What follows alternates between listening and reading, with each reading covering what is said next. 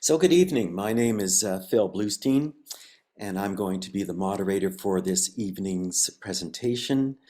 I'd like to warmly welcome everybody who has turned up for what I think will be a great evening.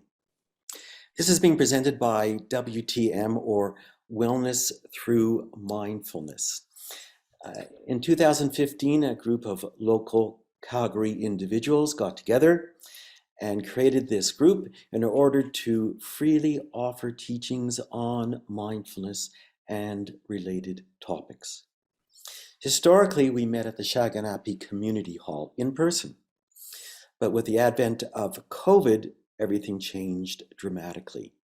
And for the last 2 years, we have partnered with the Calgary Public Library and offer Zoom meetings the first and third Thursday of every month.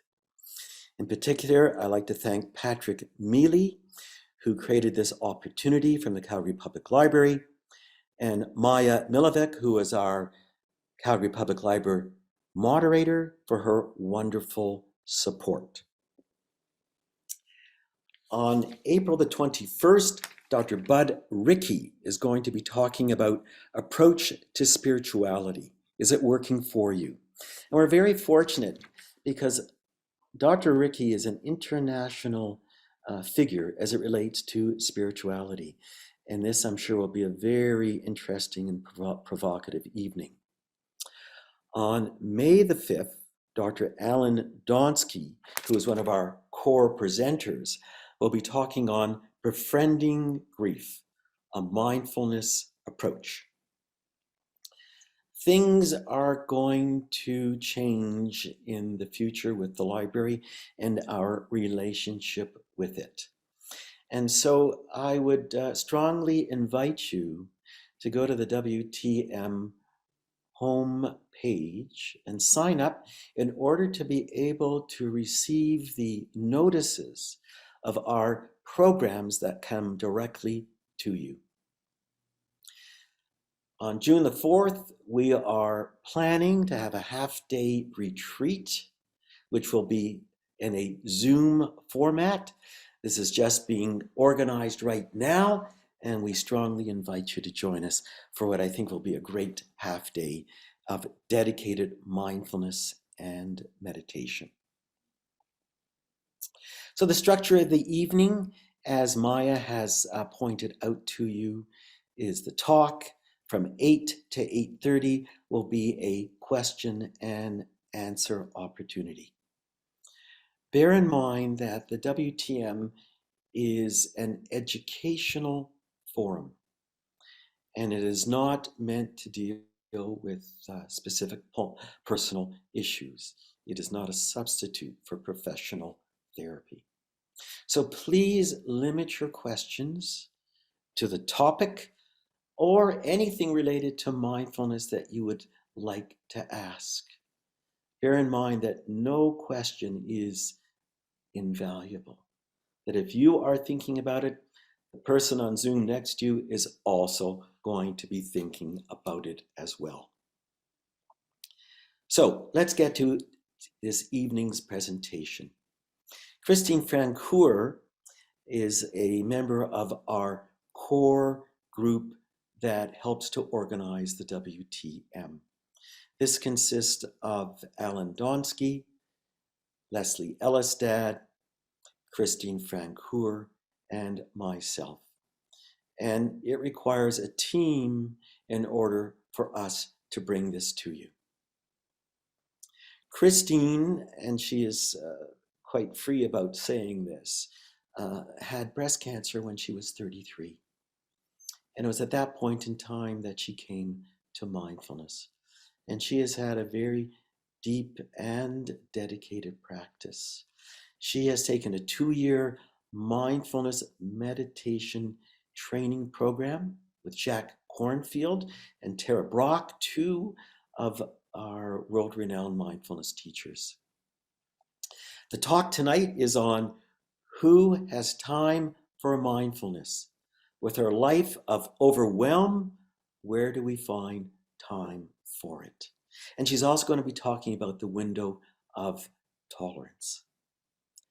I've heard many talks from Christine, and I have to say, she has a wonderful way of bringing mindfulness teachings into a very simple, direct, understandable, and relatable way to appreciate.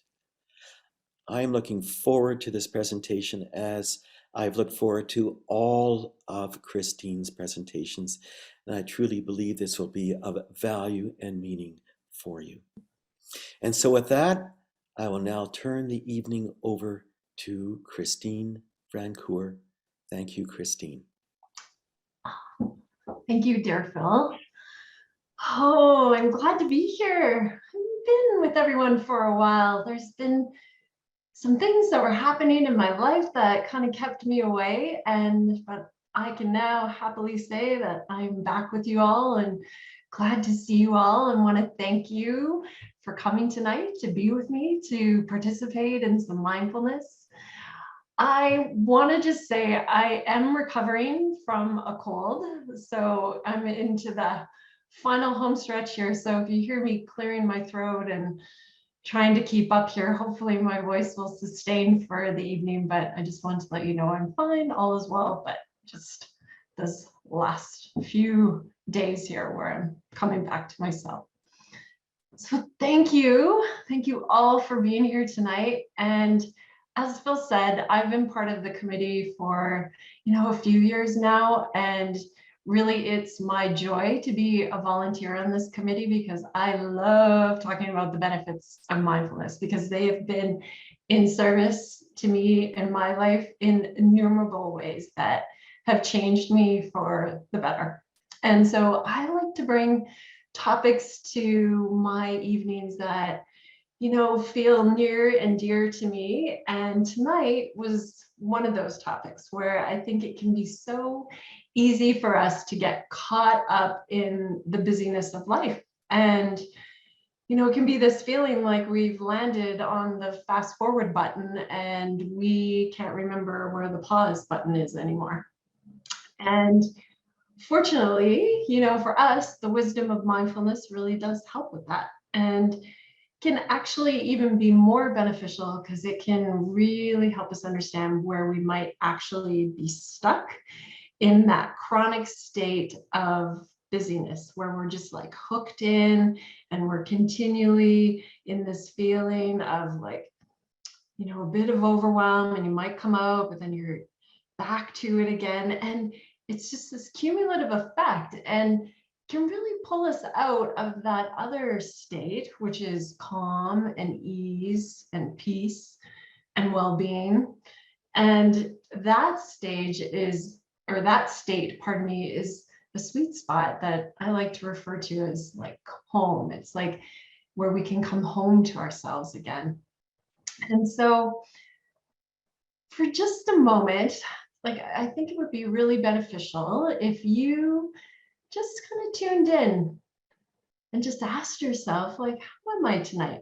Like in this moment right now, what do you notice? Like, how are you? Like, what's true for you? Maybe you notice some emotions that are here. What's your energy like? Maybe this is the first time today that you're actually aware of your breath.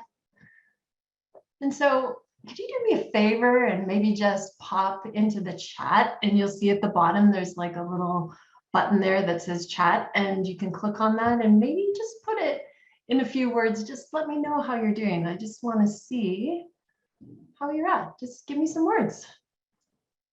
I want to know how you are right now.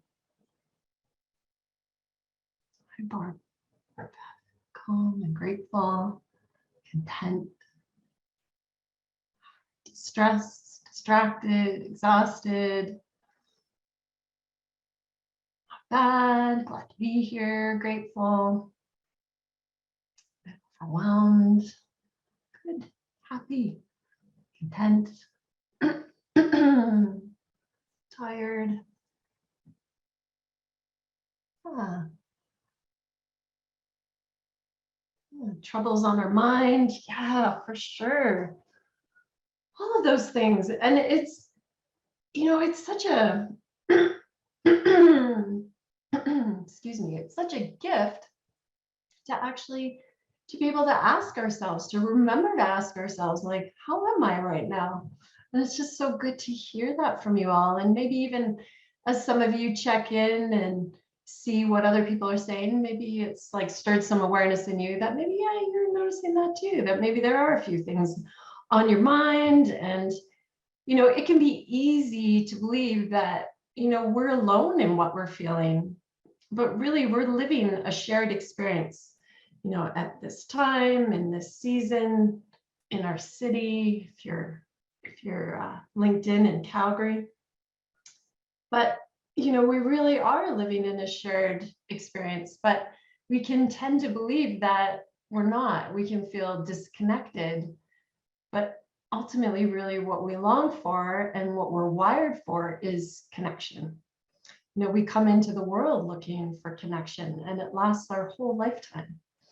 And our nervous systems really are meant for social connection. That's where we find balance and stability through our relationship and the connection that we have with ourselves and with others.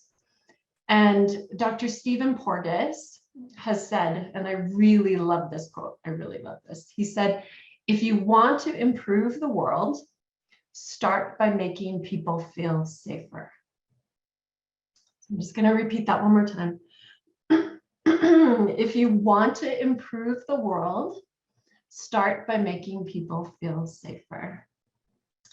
And he developed a theory called the Polybagel Theory. And there's a lot to it, but it's really gives us an understanding of how our autonomic nervous system regulates and dysregulates while we make our way through the world.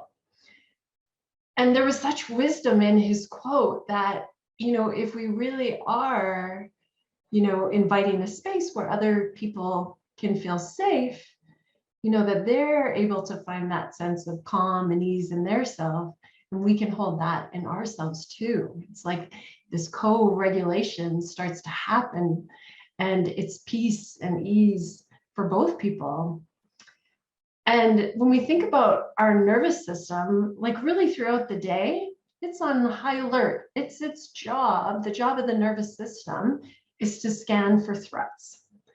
And when we feel threatened, we have a defense response, right? Like it's like, oh, sign of danger or a threat. It's like we immediately respond. And then after some time, our body will hopefully re-regulate, or as it's meant to, where we come back down to a sense of calm and ease.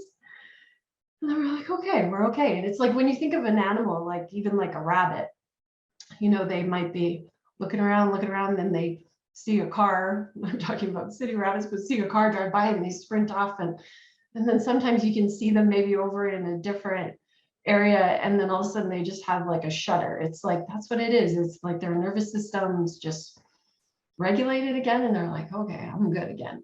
And that's the same with us. We maybe don't have the shake, but there is this regulation where we come back to calm. But in our world where it is so demanding all the time, where we can be on and connected, and that ongoing connectivity that we experience like every day, it can be harder and harder to disconnect, and it can make it harder and harder for us to regulate.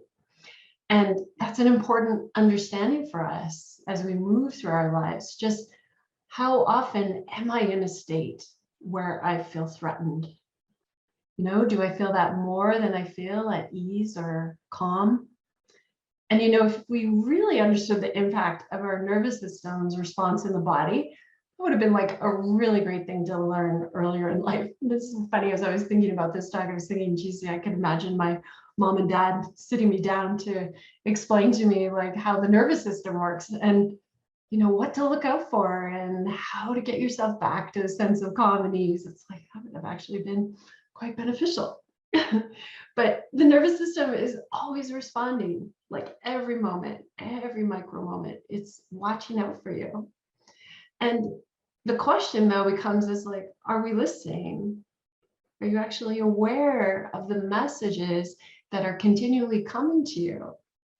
But then it's like maybe we don't even really understand what we're listening for. And so tonight, that's really what I want to bring to you, is I want to bring you some clarity and understanding of what's happening in the body and the messages that the body is sending us all day long. So, we can have this feeling where we can talk about mindfulness, where we look in, but it's like really the body wants us to know that it's already doing the work. We just have to like pay attention. And I think for us, if we can better understand that, truly, it's then that we can mindfully move through our days to allow us to experience and then recognize and appreciate the calm and the connection when it's here. And then, of course, the wisdom to know like when it's not. And I was thinking, so like maybe this has happened to you, and I know that this still happens to me, where I'm sitting down to meditate and sadly I'm attached to outcome, which really isn't ideal when we sit down to meditation. We want to just actually be with what is, but we can come into the practice sometimes just longing for that place of calm and ease. And we sit down to meditate and are waiting for those feelings of calm and peace. And then unfortunately, the opposite happens. It's like suddenly we got quiet and we realized our body had a whole lot to tell us. And our mind started going even what felt like was even faster, like more thoughts were coming and they ramped up. And all of a sudden I'm really noticing like, geez, my back is sore, my lower back's kind of bugging me, and maybe some feelings of anxiety and worry. It's like they're making themselves known. It's like, and all of a sudden it feels like the volume just turned way up.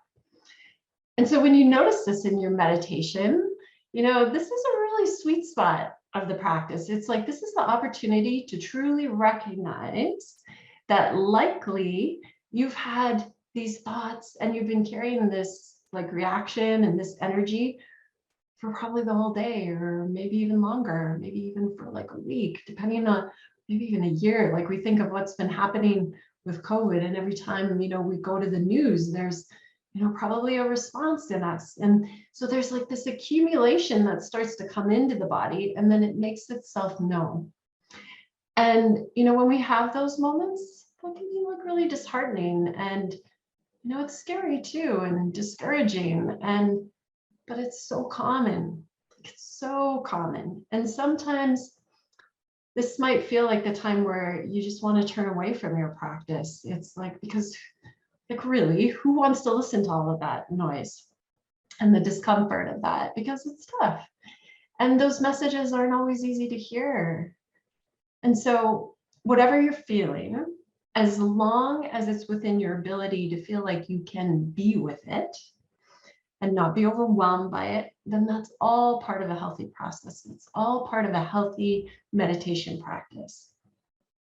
But, what I want to say is, though, that if it feels too overwhelming, that you maybe feel like really triggered, for sure, time to stop the practice, time to connect with your feet on the ground, feel the support of the seat beneath you, or if you're lying down, just really get grounded, and then just support yourself coming back into the room, opening your eyes and just reorienting. But to really understand and know ourselves starts with that seeing and that listening to know what's here.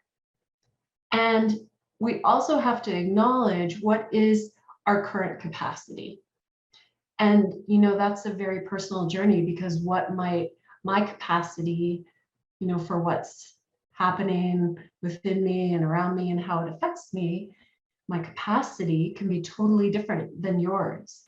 And that's a deep knowing. That's coming into relationship with your body, to learning to listen for the messages, knowing how to shift from that sense of being upset, maybe overwhelmed, maybe there can even be feelings of shame, or you feel shut down, and to be able to respond to help the body while respecting your own boundaries within that. Like, how much can we tolerate? How much can the body take? And that's such a personal journey. And that comes from looking in. And so the place that we're going to start with that to better understand that for you is to talk about the nervous system and understanding how you're responding to life. So when we understand how we're responding to the situations and the challenges of life, ones that we're consciously aware and unconsciously aware, we start to actually bring that awareness in through the mindfulness practice. And then we're able to grow our capacity. We become more flexible. We become more balanced. And so I'm going to discuss a principle called the window of tolerance. And so Maya's actually going to bring up a slide to show you. It's just a visual aid just to help give you a better understanding.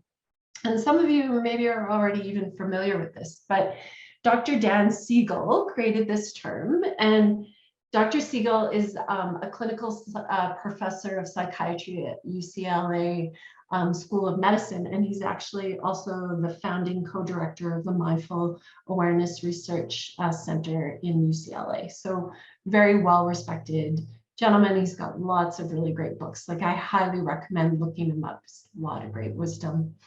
But you'll see on this slide here that the window of tolerance really is represented with those two parallel lines. And so if you think about it, we all have, this capacity that I was talking about. And this is called your window of tolerance. This is the zone of what we call optimal arousal for the nervous system. And it's like, okay, well, what does that really mean? Well, what that means is this is like where you feel good. Like, if you look at those words there and how we describe it, it's like where you feel safe. It's like where you feel relaxed and at ease, and you're able to think clearly here. You're able to communicate well. You're resting, you're sleeping well. You're digesting your food easily. The digestive system is working well. It's like things, are finding what we call like our flow. There is like a sense of ease here. And this is also a place where we can connect more deeply with ourselves, from this place of ease, but also with others. So that's where I was talking at the beginning of the night, that connection that we can have, not just with ourselves, but in partnership and in relationship with other people. So this is that place, this window of tolerance, that I like to refer to it to as their home within ourselves. And Dr. Maya Angelou has like a beautiful quote that speaks to me, and I share this a lot in my classes because it really is one of my most favorite quotes. And what she says was, the ache for home lives in all of us. The safe place where we can go as ourselves and not be questioned.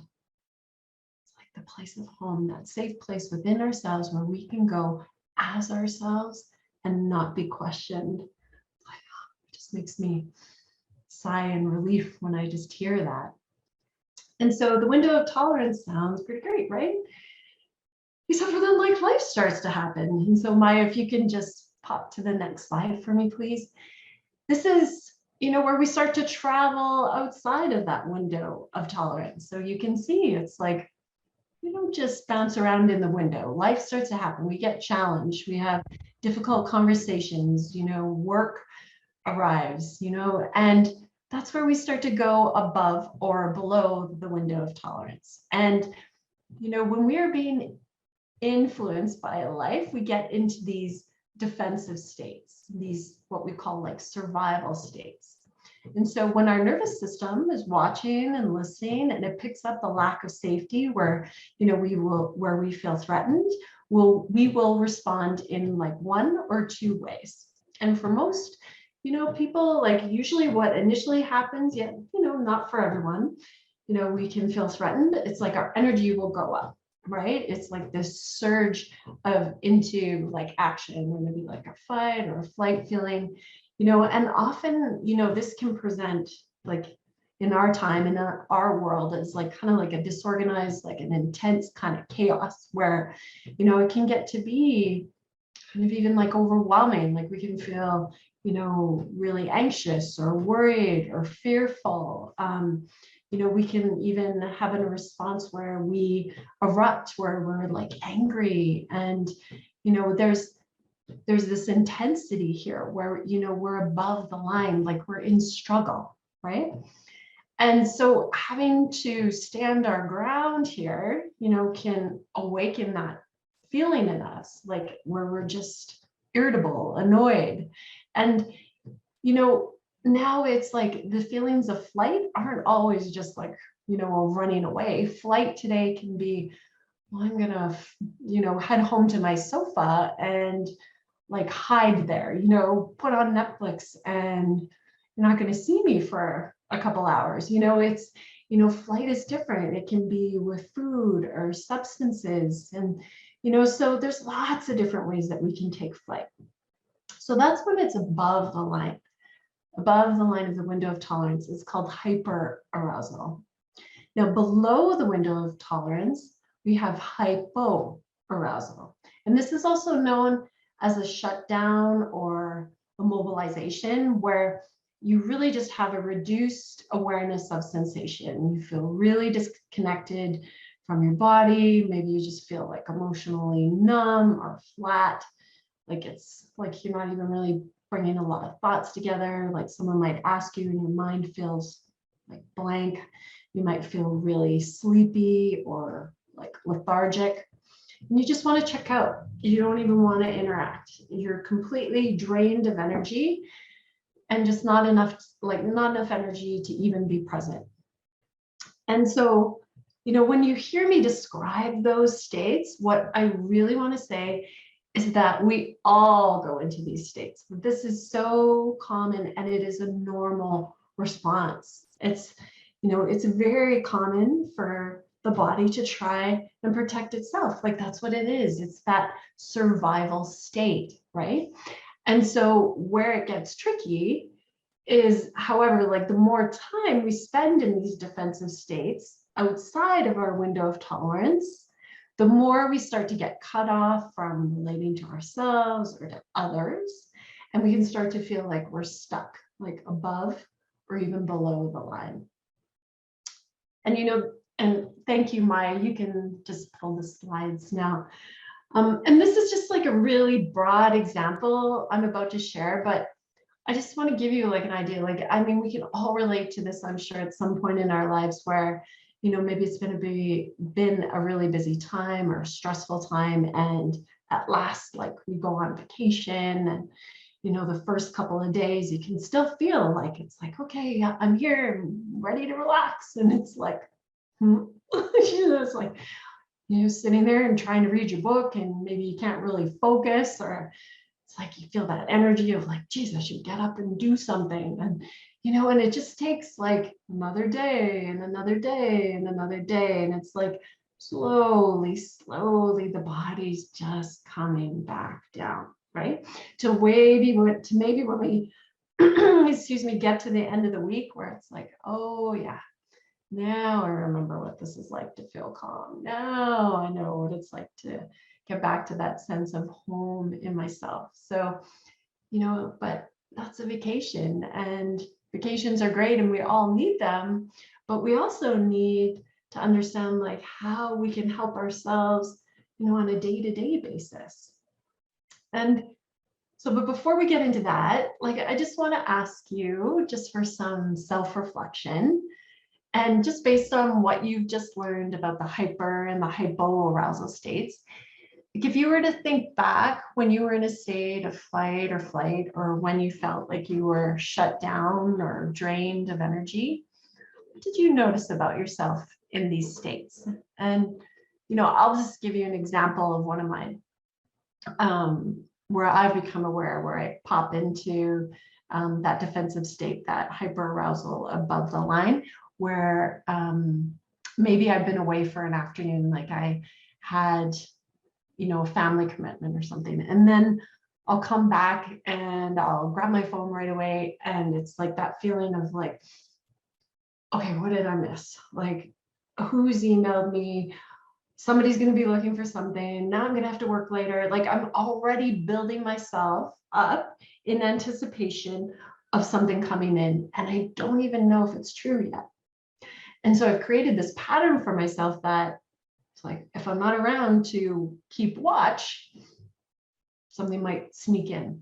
And so I've had to really find my way back to mindfulness to be like, okay, I needed to do this. And now it's like, I can come to my email and actually deal with what's here, as opposed to this pattern and this response in me, because I feel like as soon as I'm going to look, there's going to be something there.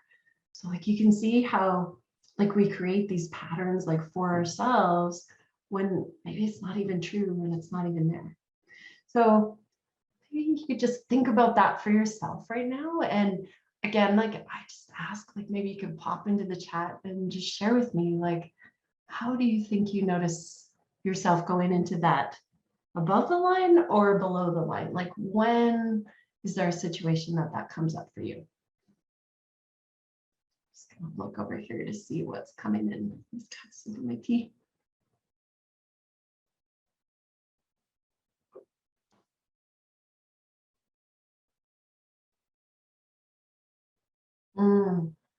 Oh, Barb, that's such a good one. It's like, okay, are they going to pick me? And I'm going to be the one who has to have the answer. Yeah, exactly.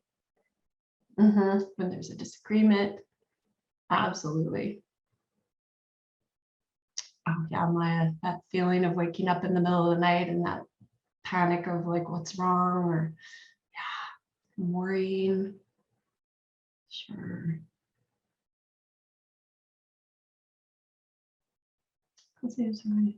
One moment is around dinner time when I anticipate that I will be doing most of it. Yeah, that we're like carrying the burden of things. And it's like, here we go. And it's like, just that ramping up that anticipation. Increased worry about others, for sure. Pit. Yeah, it's like that pit in the stomach, that worry that something's coming. Yeah, for sure. And not knowing what will happen. Yeah. Those are all those responses where, we are above the line, right? That there's something that's happened that has created a pattern, whether it's true or not, that we're having this response. And so it can be a feeling of, is this a pattern that I'm creating for myself? Or is there actually really something here that my nervous system is aware of, right? So maybe there was at one point, but then it's sort of like that question to ask ourselves, is that true now? Is it here? Is there a threat? Or can I interrupt it? And what am I telling myself? What else? Trying to anticipate the needs of someone who doesn't say. Yes, exactly. Exactly. So we can create this whole feeling of like what needs to happen. Absolutely. Those are all great. And when we do this, when we take this time to start to notice where we go above the line or below, you're really bringing mindfulness to how you're responding. Like this is that opportunity to say, is this true? Like, is there really a threat here?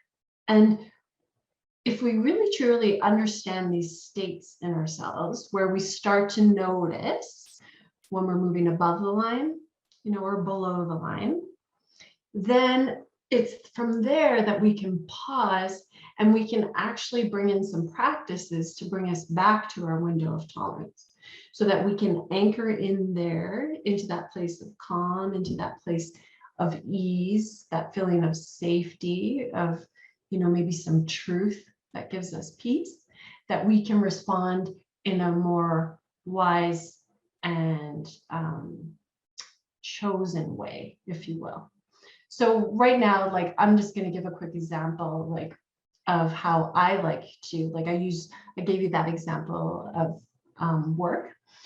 What I like to do is when I come to my desk and I feel where it's like, okay, the day's coming, there might be a big presentation, and something that I can do for myself, and you can too, in real time, and it's really fast and it's so easy.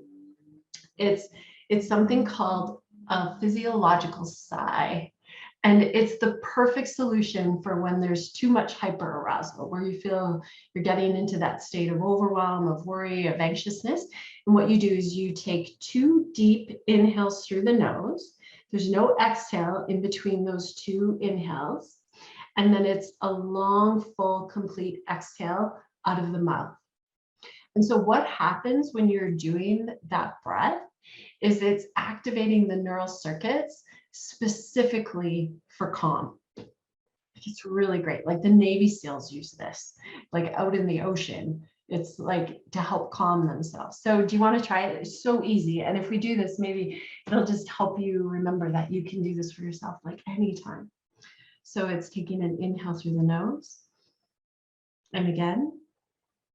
And then complete exhale. So again, 2 in through the nose.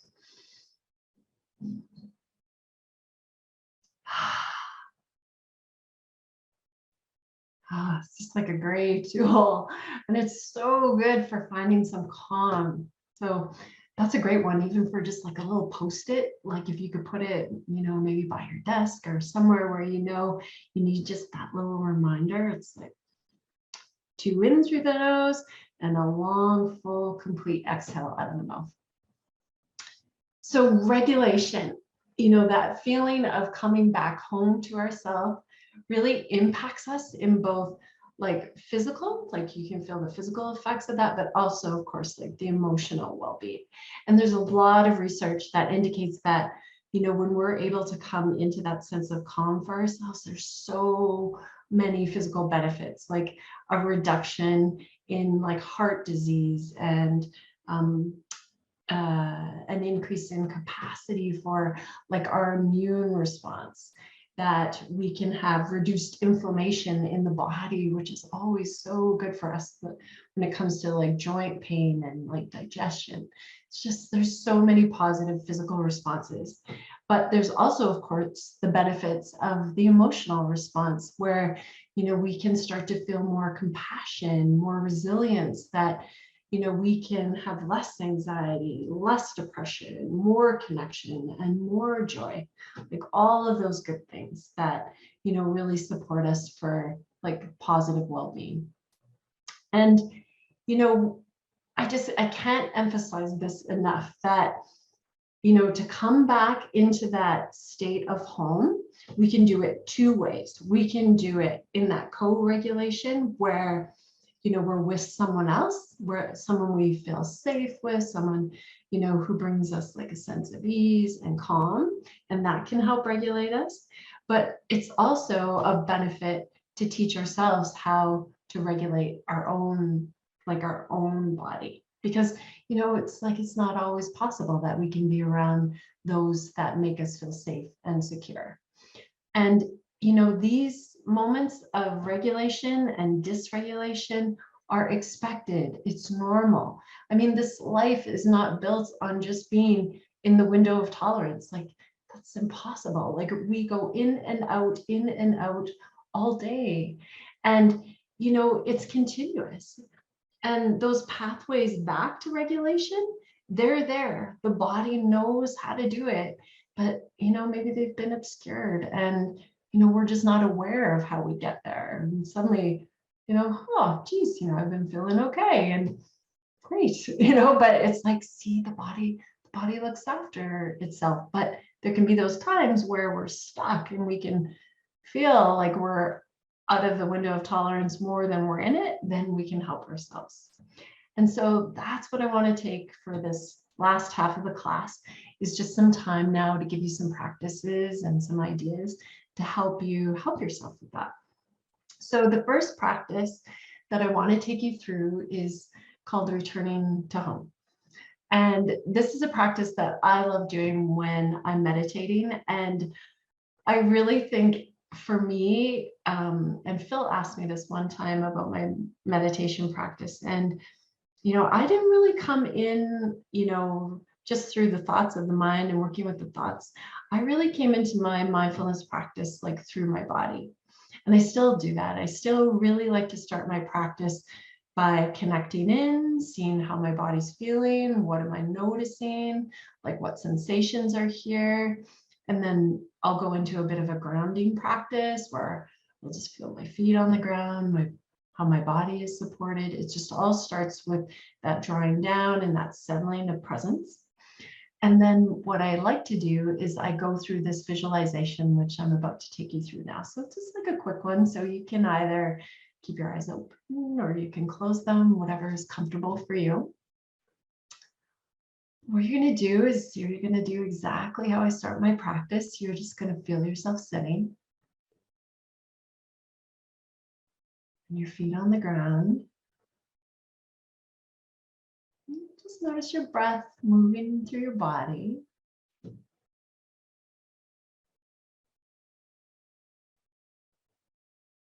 I just like you to bring to your mind like a safe and secure place for you.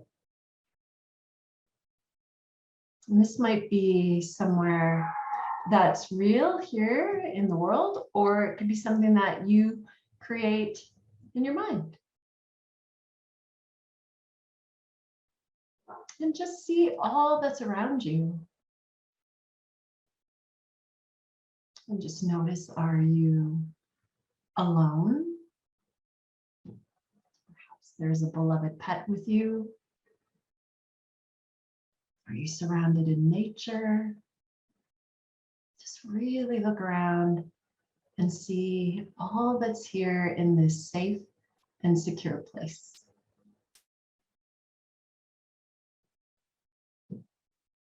And now from this place, let's come into the sensations in your body that may be present for you here. Is there any sense of security or ease, comfort in the body? Just feeling into that in whatever way is true for you, to whatever degree is true for you. Just noticing whatever that is in the body.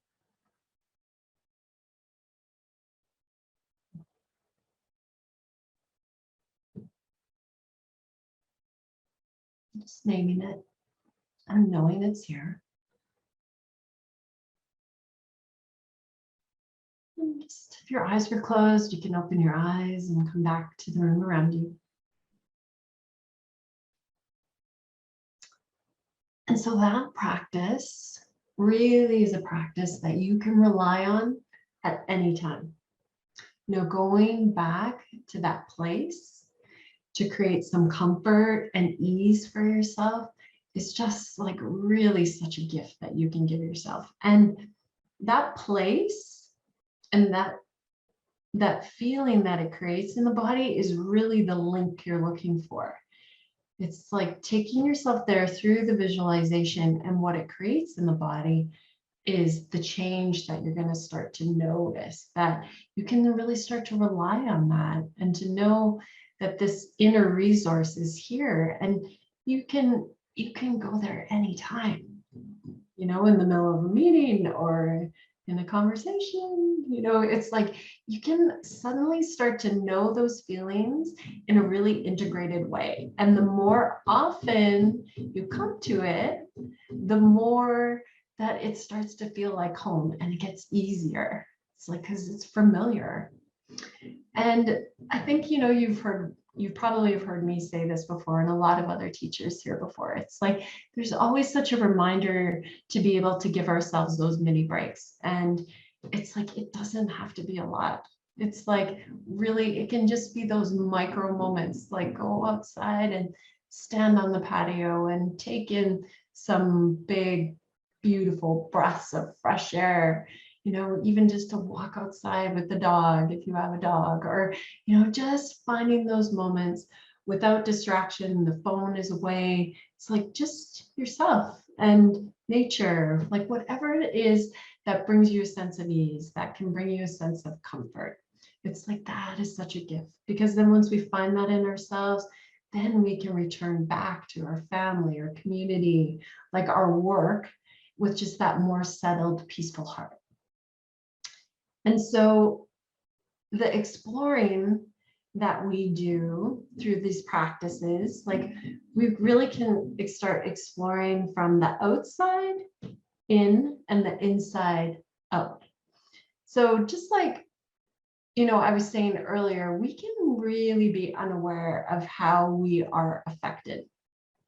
And we can be so like grooved into a pattern and a response that we don't even know that we're like above the line, that whenever I see this place or this email pops up or this phone number comes up, there's a response, and until we start really looking around and seeing that response, it's really very unconscious. Like we're not conscious of what's happening. It's like, it's not an awareness that we can like hang our hat on to say, oh yeah, I know that now. I see that for myself. And so one way to start looking to how we respond is to just start with like, well, where am I? It's just like those really basic things. Like if you were to look around where you are right now and just notice, like, where am I? Like maybe you're in your living room, maybe you're in an office, the den, downstairs, wherever you are. And then what's happening in the environment around me? I'm speaking, I'm sharing knowledge with you. What are you seeing, hearing, noticing? There's a response that's happening in you the whole time that you're in this experience, right? Who's around? Maybe you can hear family members. And then what am I doing? You can ask yourself, am I like present? Am I like really here to listen and take in, what's being presented? Or am I distracted? Just notice. And this is really this place. And I just invite you to let go of the judgment. This is just a time to notice. It's not about making meaning. It's not, it's just to shine the light and see what's here. And then you can just notice, well, what state is activated in me right now? Are you in the window of tolerance? Are you above? Are you below? Just notice. So we're looking outside.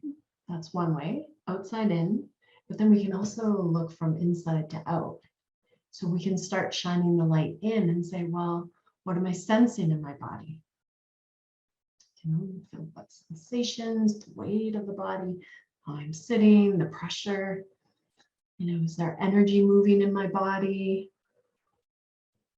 Or is the energy not moving? How am I feeling? What emotions are here? Do I feel filled up? Do I feel depleted? What state is just active in this moment?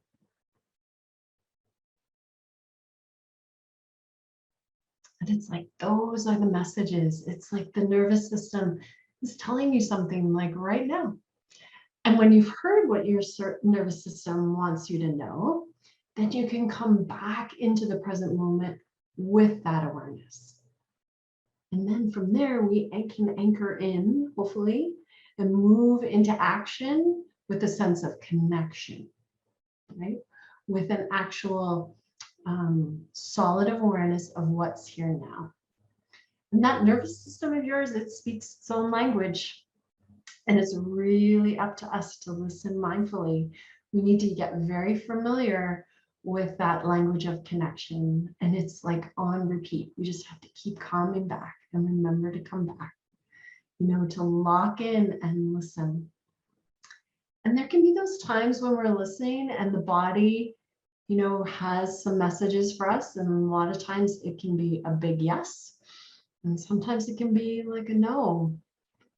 And sometimes it has to be a yes, and we really want to say no, right? Like we can move in and out of all of those places. And sometimes it's like a maybe, and there's room for possibility. But when you look at your responses, like of a yes, of a no, and where you're answering from, will have a really big impact on the connection and how you're going to move forward into action from that place of knowing, from that place of possibility. So I'm just looking at the time, and we have a few more minutes here before we get to our question and answer period. And I just really would like to take you through a guided meditation into just like a place of grounding and hopefully to find some ease and calm. So just getting yourself set up. If you're seated, just really ensuring that your spine is long, that you're comfortable, and that your feet can be on the floor so that you can really feel that connection of the feet to the floor. And if you're sitting somewhere that you can't, like I'd even recommend having like a pillow or a book or something that allows the feet to really be connected to the ground beneath you. If you have any pain or discomfort in your back, maybe just grab a pillow or something just to ensure that you can be here for the next 7 or 8 minutes in comfort. Just give you a couple more moments here to get set up.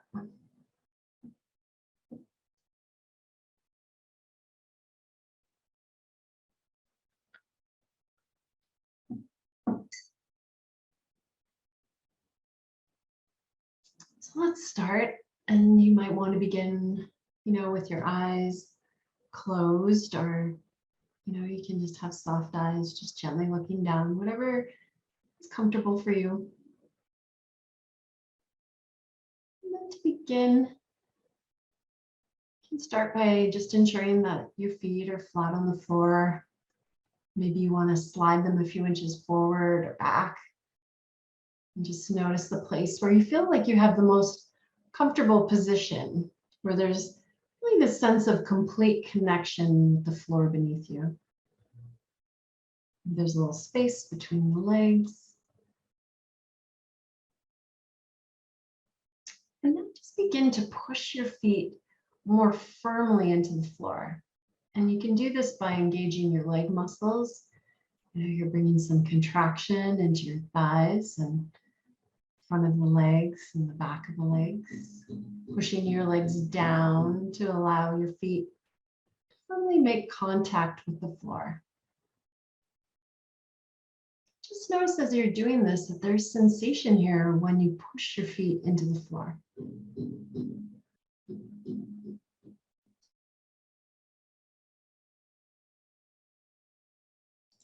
Just notice where you feel that sensation.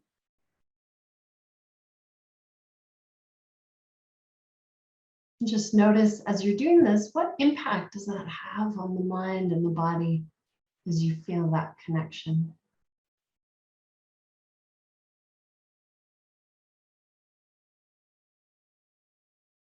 And now just gently release the pressure, noticing the sensations as you let go of that sense of pushing down into the feet, into the floor beneath you. Just let the legs relax, be heavy. Just expand your awareness now so that in addition to the feet making contact with the floor, just notice where your body rests, where you're seated. You can feel your legs, your seat, your back. Notice that your arms are just resting.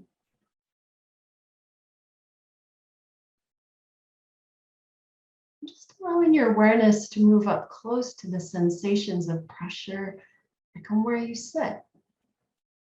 Maybe you feel some heat there. Just bringing your attention to your body, feeling the whole shape of the body in this seated position. Just really know what it's like to feel like you're sitting.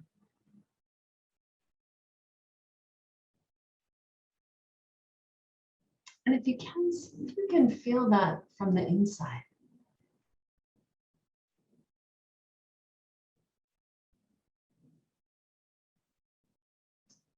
From this place inside of you, I'd just like to invite you to allow the chair or wherever it is that you're sitting on, that if you could just completely let it receive your weight, the whole weight of your body in the chair where you sit. Releasing and softening, letting the body relax a little bit. Just settle a little bit more, realizing it doesn't have to do so much work to keep you up. You're supported here in this chair.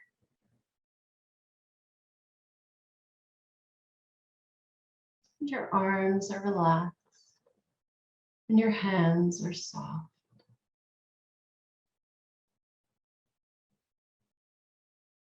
You're just feeling the head resting between the shoulders.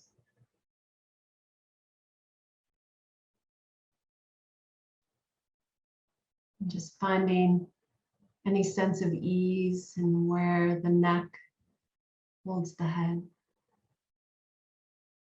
See if you can let the neck relax, the shoulders.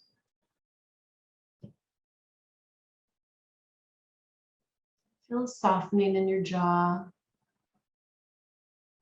Just letting the lower teeth separate from the upper teeth, allowing the tongue to be soft, your cheeks soft. Relaxing the space around the eyes. Letting the eyelids be heavy if they're closed. The entire face and head is at ease.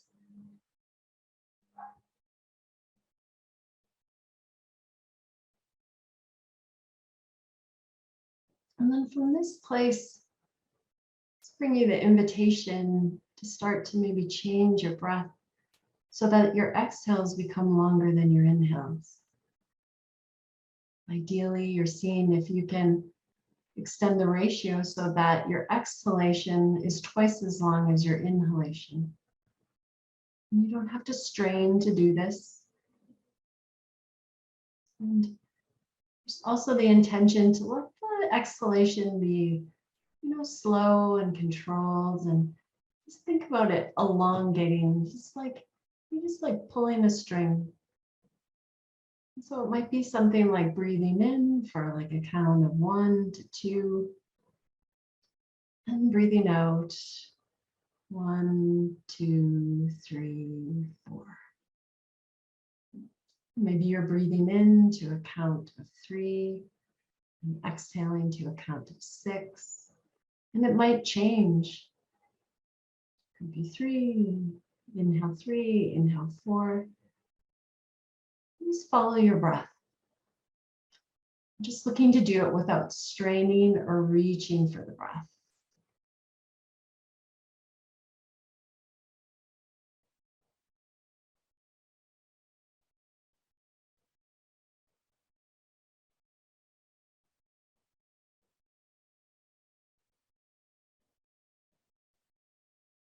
And while you're lengthening that exhalation, if you want, you can imagine that as you exhale, you're inviting your body to settle a little bit deeper into the seat with each out-breath.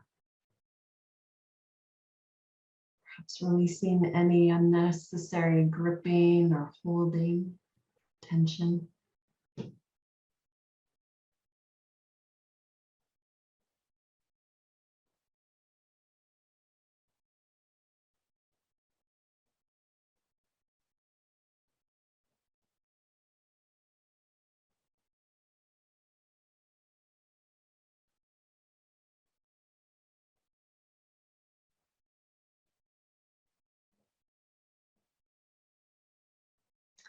And now release any control of the breath and just let the body resume whatever rhythm of breath is here now. Without any control from you, the inhalation arriving, the exhalation releasing.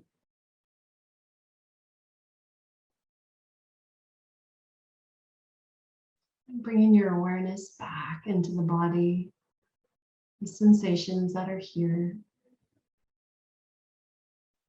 You're noticing what the truth of the moment now has to show you. Just noticing the messages of the body.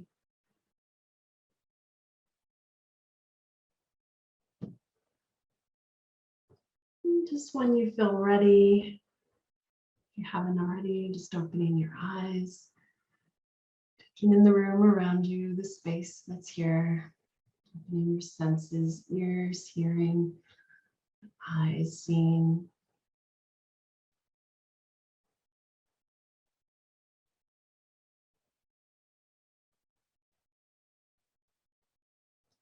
So maybe now, if you would, just connect in and bring to me a few words into the chat for how you are now. What do you notice? What's true for you now? There's no wrong answer. It's just whatever is true, and you're just noticing. Just type it in and let me see how you are.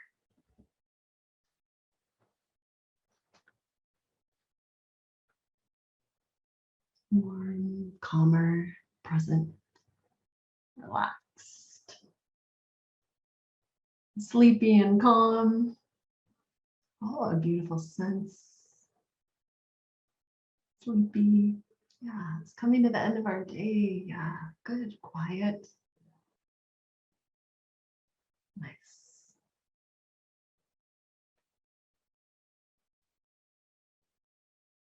So just coming to the end of our night together.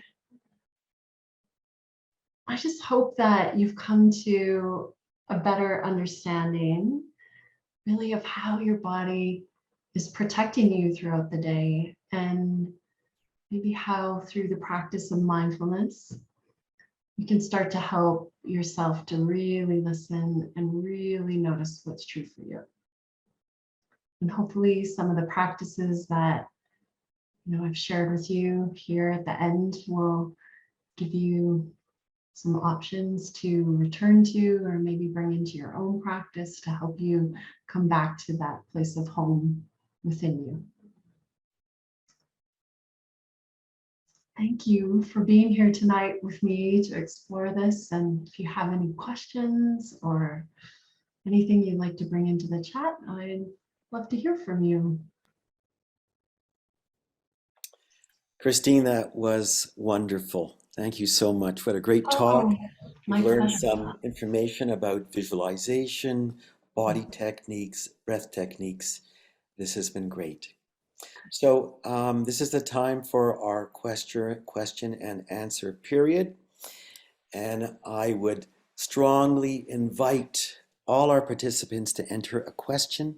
This is a wonderful opportunity to ask our local expert on mindfulness and meditation anything you want to know as it relates to the topic, as it relates to mindfulness, as it relates to meditation. The only thing I would ask you to do is to limit your questions to that realm. This is not a forum that relates to specific individual, specific personal issues that you might have in your life. So the first question we have is, how is calmness different than not engaging?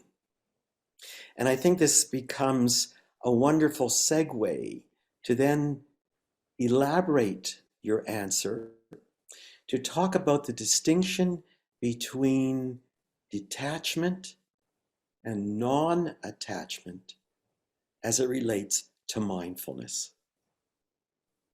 That we have the sense that mindfulness is the capacity to be in a skillful relationship, quote, non-reactive, according to Jon Kabat-Zinn.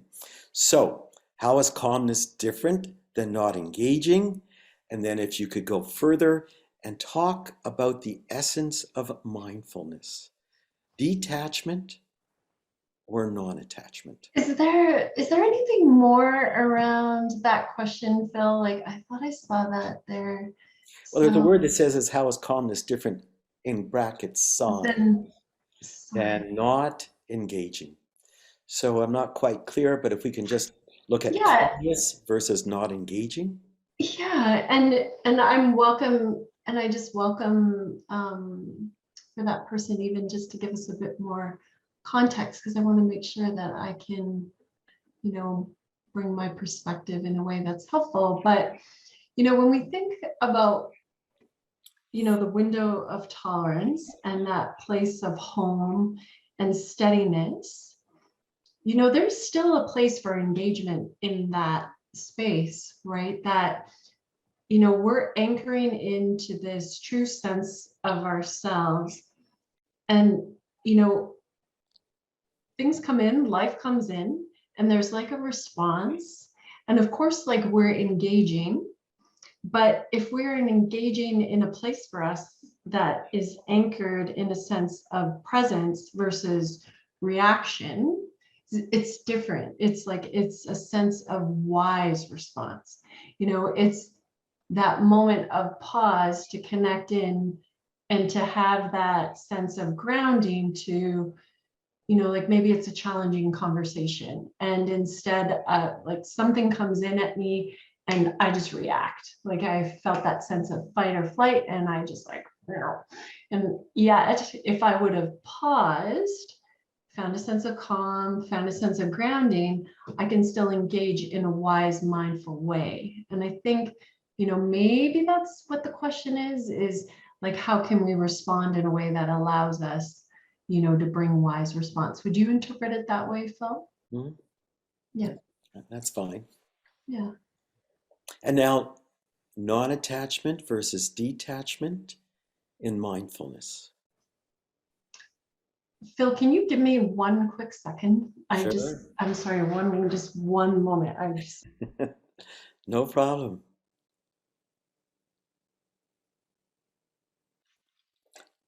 So I'm looking to see if we have some more questions, and I certainly would invite all of you to enter those into the chat as it relates to overthinking, mindfulness, meditation, and we'll be happy to answer those questions for you. I think that this whole aspect of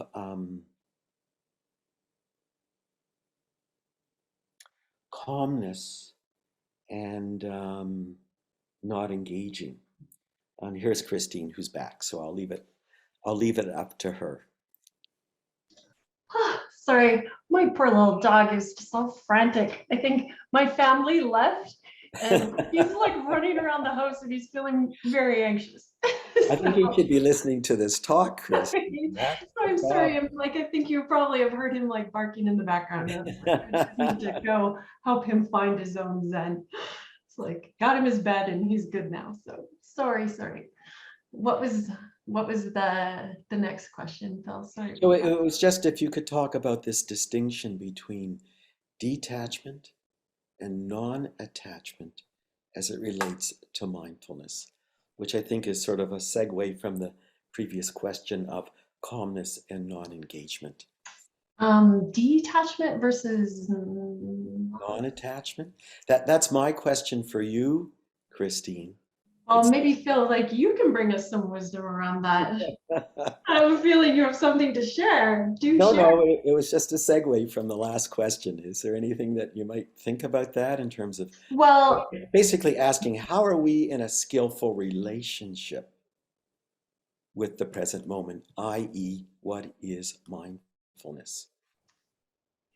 And when you think about mindfulness and the attention that we bring, like what you were saying with John Kabat-Zinn and the non-judgment aspect of that, I think the non-judgment in mindfulness is that open awareness that we can be present for whatever is arising.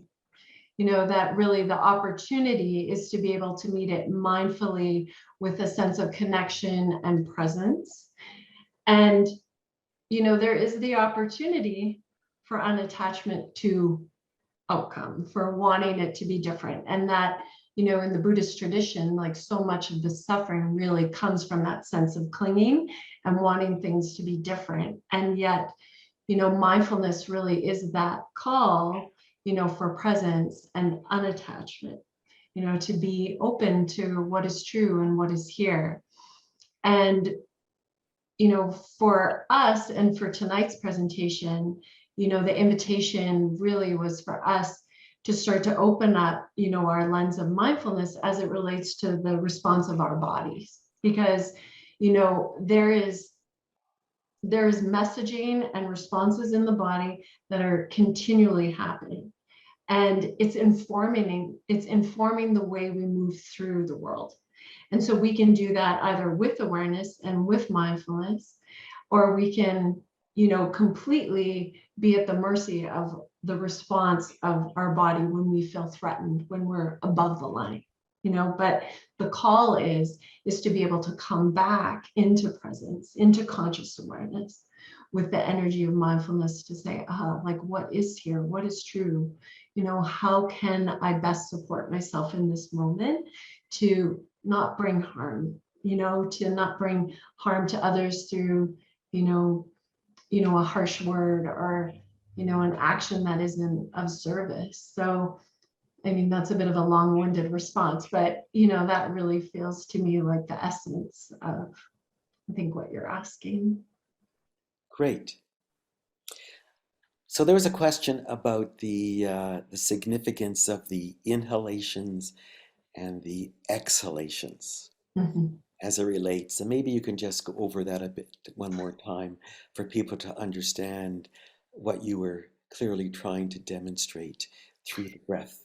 Well, and the last breath practice, when we bring in that inhalation and lengthen the exhalation, that really is its own balancing of the nervous system. And I mean, Phil, you love to talk about breath too, but that really is that call and that extension of relaxation. There's a relaxation effect that's happening in the body when we lengthen that exhalation.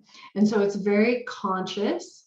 And so to balance that with that, the inhale to 3 or 4 and the exhale to, whatever that might be, 4 or 8, 3 to 6 or 4 to 8. There we go. Really does bring about that sense of calm. Like, it's the neural circuitry that actually is just like, I can relax. It's safe for me to relax. It's like, it's that, physiological response where the body goes, oh, okay, I'm okay. It's not this response like when we're in fight or flight, the breath is up in here. It's like shallow and it's tight. But if we are extending the exhalation, is the cue for the body to relax, to come into a sense of calm and know that it's okay. But okay, we're okay. And Phil, I'm sure you can talk a lot about the physiological responses of that too. Yeah, I'll just make one comment. What you say is clear, that the exhalation is what is called the parasympathetic Mhm, component of the autonomic nervous system, the relaxation response, mhm. and that the inhalation is the sympathetic fight or flight response of the autonomic nervous system. So, in essence, what we're trying to do is we're trying to promote the relaxation phase. So, just to follow up that as a practice, Christine, it's certainly invaluable in the setting of being acutely dysregulated. We're Yeah. anxious, we're upset, whatever. Mhm, Coming to the breath is the single most effective mhm. way to calm. Exactly. Is there a way we can use a relaxation breath practice as a formal practice throughout the day, as a way of Oh. sort of bringing us back down and bringing us back down? Is there some practice that you might suggest to people that they can use their breath throughout the day, even independent of times of dysregulation? Oh, absolutely. I mean, for me, that's absolutely my go-to. Like, I know that the first place I look when I talked about checking in with ourselves and looking for the messages of the body, the first place, like, I did talk about looking outside of ourselves, but when we come inside, one of the best places to look is the breath, because the breath always has a message for you. It's like, what is happening? How are we doing? You can feel that sense of, maybe it's like only breath, like a little bit in the front of the body. It feels like it maybe is stuck here. It can be difficult to take like a full inhalation. It's like the whole front of the body is like tight. Then we know that we've been bracing, that we've been maybe holding in our gut, like that we're tight in the diaphragm, we're tight in the stomach. And so it's even just like an opportunity to say, okay, how can I soften the front of the body? How can I let the shoulders drop down? And now can I bring some breath in? It's like, okay, now my body's softened a little bit. Now I can maybe open up a little bit more to the breath. Like I can remember in my 20s before I even had my practice, and my friends would be like, just take a breath. And I'd be like, can't like and stop saying that. It's like that's not helping. It's like that's not helping at all. So it's that feeling of like coming into the body. It's like, okay, soften, release, and now breathe. So just an idea. Another place to look. Great. Is there a particular practice that would be helpful for worry about a loved one when one has little or no control over the situation? First, I say, I feel you, and I know. Mm. I feel that deeply. As you know, that's actually one of the things that have kept me away from the committee recently. Is my mother was actually dying of cancer, and she recently passed away at the beginning of the year. So I know and understand that feeling of feeling helpless, and the grief and the worry, and worried that the phone's going to ring and there's bad news. And for me, really, the steadiness of the practice is really what kept me going. That I would take time to do like a body scan, because I found for me when I was under a lot of worry and a lot of anxiety was here, that I needed actually the guided meditations, because my mind, it was so easy to jump out into worry. And that when I would do a guided meditation, like a full body scan, it just was it was so good at getting me out of my mind and into my body, and just helping my body relax, and just trying. And it wasn't always successful. Like, it would just, sometimes you could still feel the residual and the tightness. And, sometimes it's there to help and other times it's not. But, there was an intention there just to come back to connection. So for me, that was, I found, my most helpful in the past few months. So, maybe that might be helpful for you as well. I know the library actually has one of my body scans that I recorded.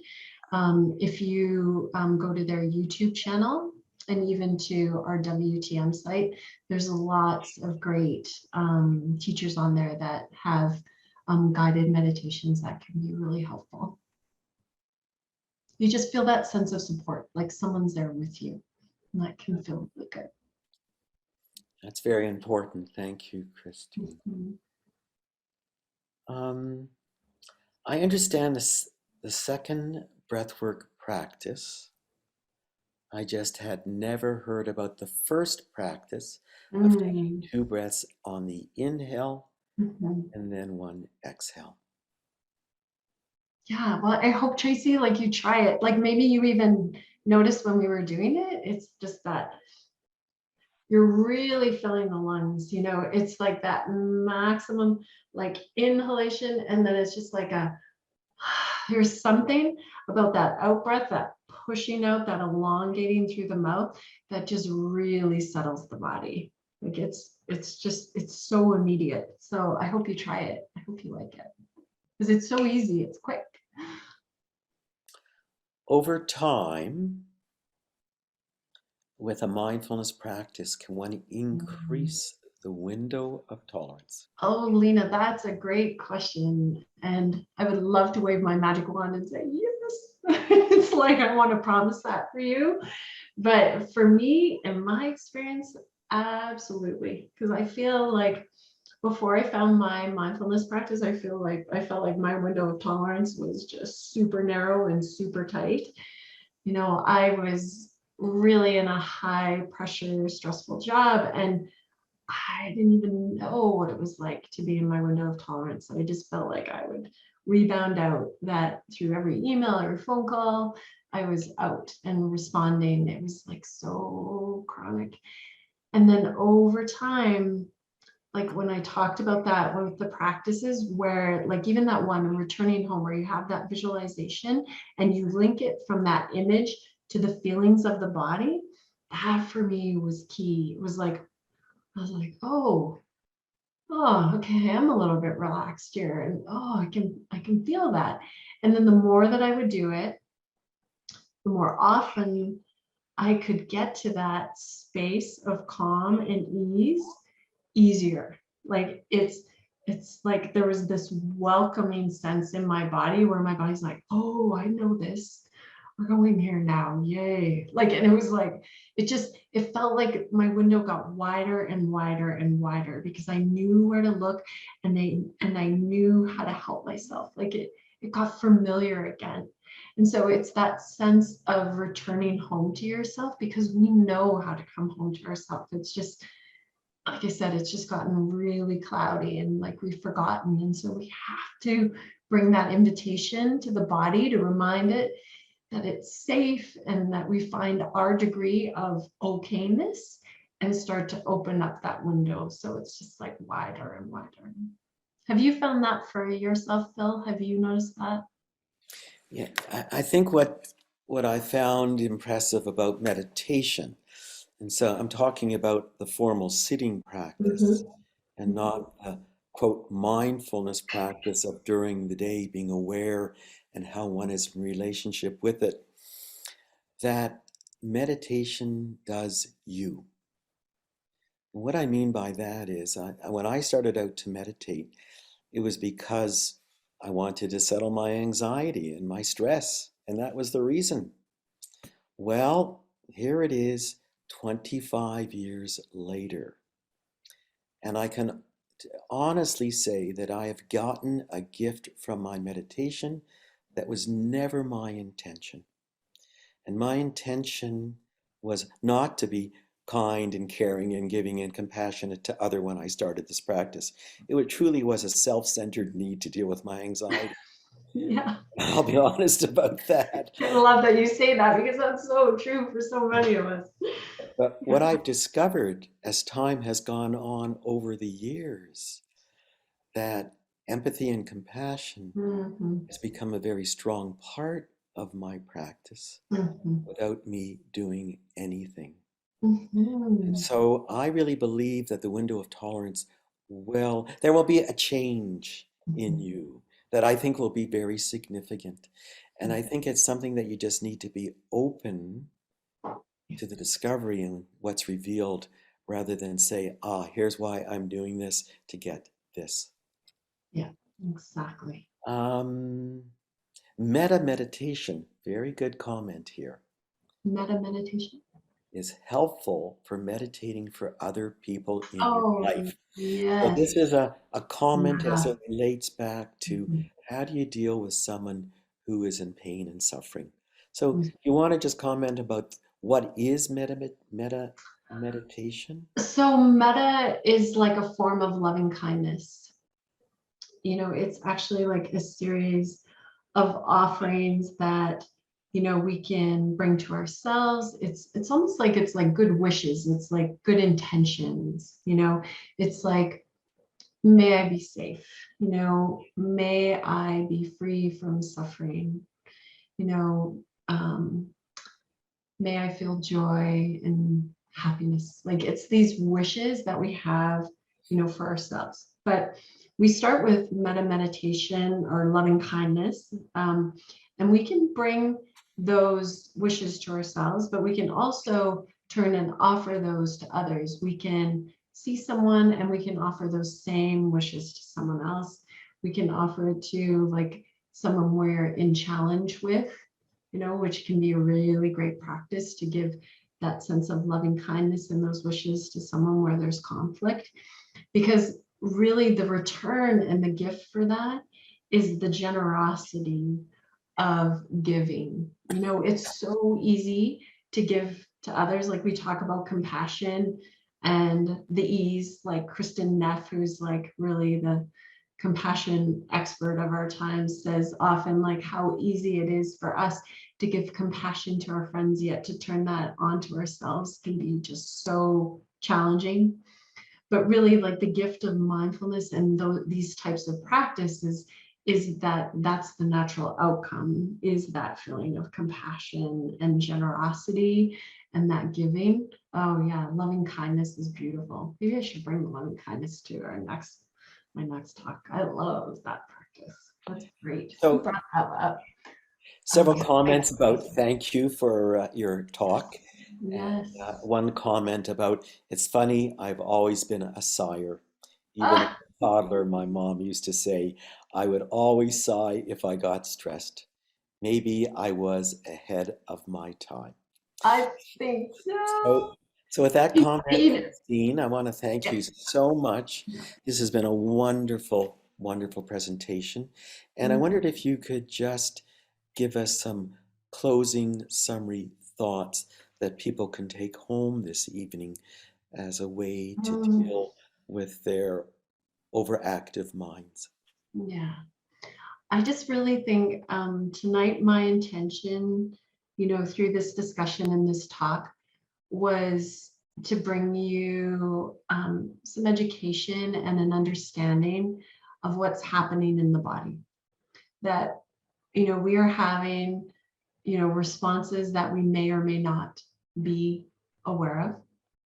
And that, sometimes when we look back on our day, we can have feelings of regret and we can have those feelings of even like shame that, oh, I wish I would have handled that better. We have regret and then we worry. And it's like, I just wanted us to come away with an understanding that, there's something that's already happening within us that is beyond us. Like your nervous system is here to protect you and it's on alert, looking for those threats and wanting to look after you. And so really my invitation for you is to bring mindfulness to see like where you're responding, like where are you maybe caught in those defensive states.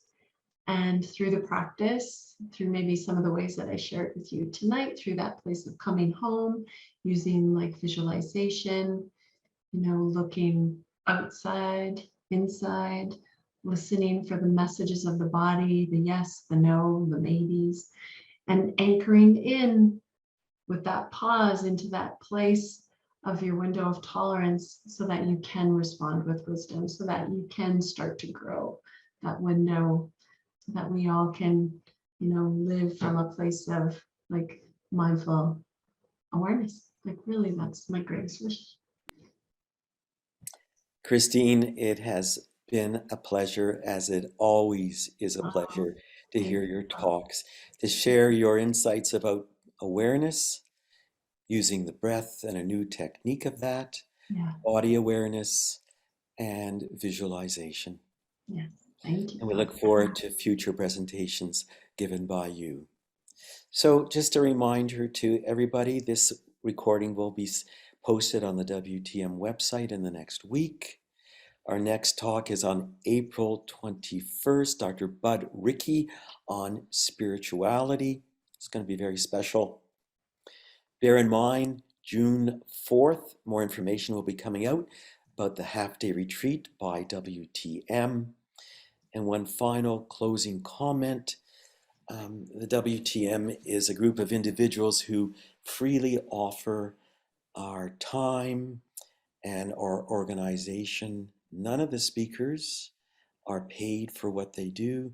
None of the organizers are paid for what they do. However, with the advent of Zoom, there is technological costs that we now have that we never had before. There are meetup memberships, there are Zoom memberships. And so if you find these presentations meaningful and helpful to you, then if you're inclined, please go to the WTM home page and you are able to make a donation. And even donations as small as $5 are greatly received and appreciated. So with that, I close the evening. We thank Maya for her help, Yes, And, thank you, Maya. and on behalf of Christine and myself, we thank everybody who has joined us this evening. We learn as much as you do. Thank you for that opportunity. Take Thank care. you.